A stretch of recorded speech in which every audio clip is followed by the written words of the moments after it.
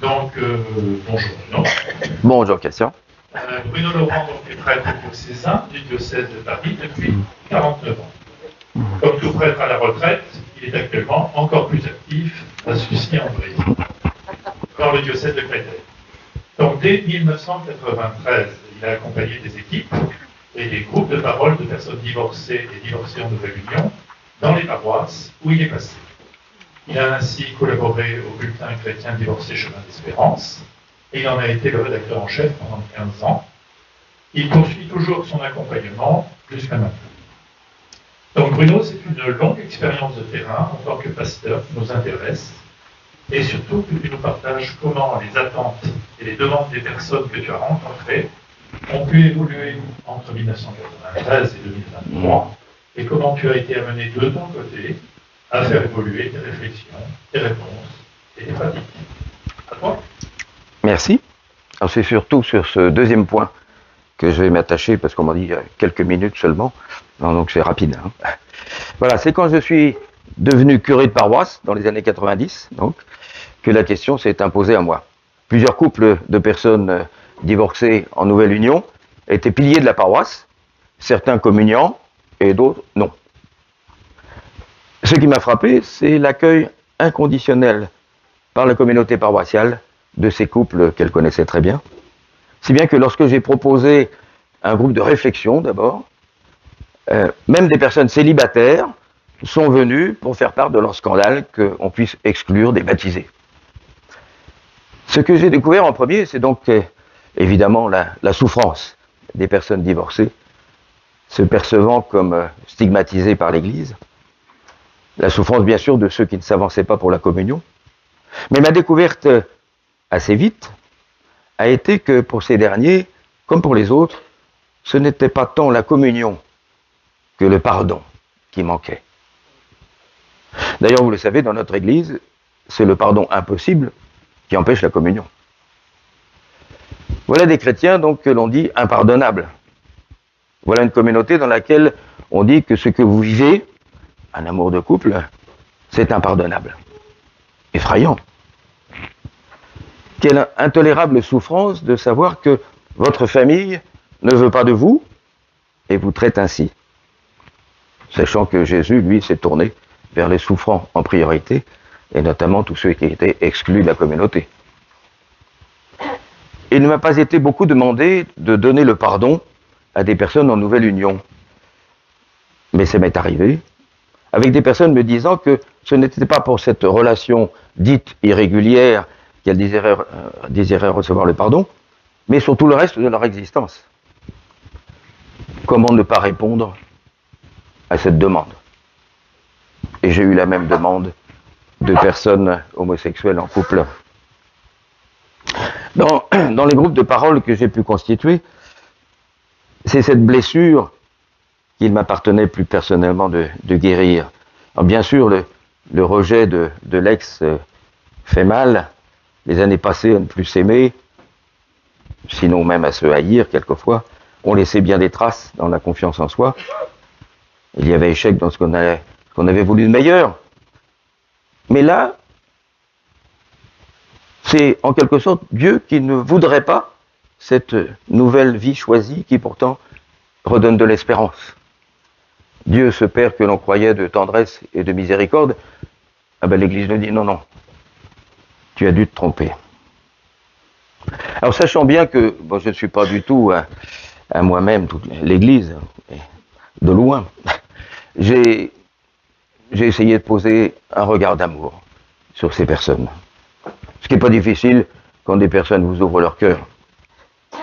Et j'ai désiré leur faire découvrir toute la beauté qui était la leur, reprenant avec elles délicatement leur histoire pour qu'elles reconnaissent leurs erreurs éventuelles, leurs insuffisances, mais aussi leurs efforts pour sauver leur couple, comme elles disaient, voyant finalement le divorce comme la décision malheureusement nécessaire. Et quand une vie nouvelle se dessine, eh bien, avec la possibilité d'aimer et d'être aimé, avec elle, se réjouir.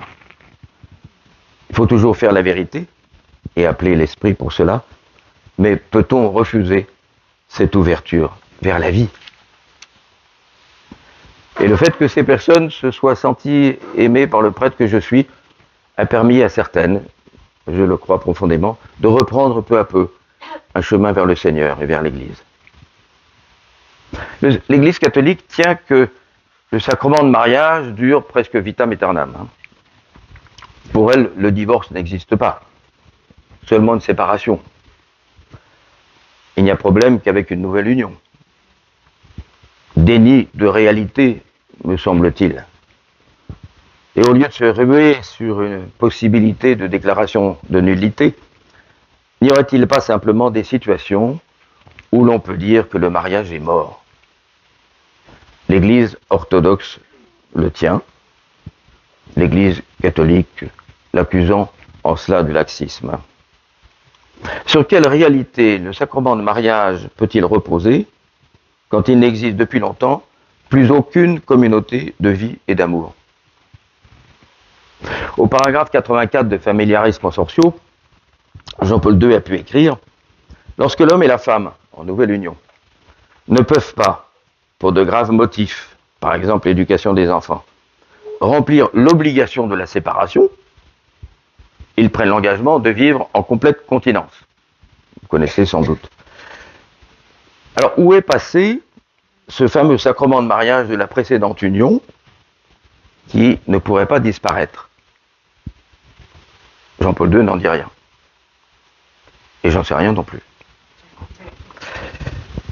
C'est posé aussi à moi, évidemment, et assez rapidement, la question de la bénédiction des couples en nouvelle union civile. Quand l'Église dit non, puis-je passer outre? Et comment ma décision est-elle alors reçue? Non par les autorités, qui en général ne disent rien, même si elles le savent, mais par les couples eux-mêmes. Ce qui a été un déclic, pour moi, ça a été la lecture de l'interview d'un prêtre dans un hebdomadaire chrétien, lequel disait qu'il accueillait les couples divorcés avec le plus de bienveillance possible, et quand ils étaient en nouvelle union, leur disant que sûrement Dieu leur voulait du bien, mais que lui, dans l'Église, ne pouvait rien faire. Ça fait-il, en quelque sorte, l'Église n'a-t-elle pas reçu mission de signifier ce bien que Dieu désire pour nous? Et n'est-ce pas cela, la bénédiction? Je ne me suis plus posé de questions depuis. Quelques remarques encore. Mes convictions ayant été exprimées publiquement, même devant l'évêque, il n'est pas étonnant, m'ont dit certains, que j'ai été nommé ensuite dans une des plus petites paroisses de Paris. Enfin bon. En tout cas, 30 ans après, je constate que les personnes que je rencontre, je dis bien les personnes que je rencontre, sont toujours autant marquées par ce qu'a été la position de l'Église. Divorcées, elles se sentent toujours en accusation. Si elles continuent à communier, rarement elles demandent le sacrement du pardon. Si elles désirent retrouver un jour un conjoint, elles sont marquées par ce qu'elles pensent être toujours le rejet de l'Église. Il faut dire que beaucoup de prêtres, soit ne connaissent pas bien un Maurice Laetitia, soit sont en désaccord avec certaines propositions, donc on n'en parle pas. Les évêques, pas beaucoup non plus, dont certains n'ont pas mis en œuvre ce que François propose. Ce fut en tout cas ma joie de voir que des groupes de parole, longtemps après, se sont poursuivis en groupes d'amitié et de soutien mutuel. Joie aussi de rencontrer beaucoup de couples divorcés, en nouvelle union, et heureux, et largement féconds dans toute leur vie. Joie aussi d'avoir vu nombre de personnes qui, grâce à leur divorce, ont développé une vie spirituelle très profonde et un engagement ecclésial remarquable. Ce qui interroge sur ce qu'était la qualité relationnelle de leur couple, évidemment avant, mais aussi sur l'accompagnement que ce couple aurait pu recevoir de l'Église. Et François nous interroge aussi là-dessus. En tout cas, François nous rappelle de manière heureuse que l'Évangile n'est pas une morale, et il y a encore fort à faire dans notre Église pour qu'il soit considéré comme un chemin que le Christ nous propose, qui que nous soyons, où que nous soyons. ensemble, nous avons encore du travail sur la planche. Voilà, en quelques minutes, ce que je voulais vous dire.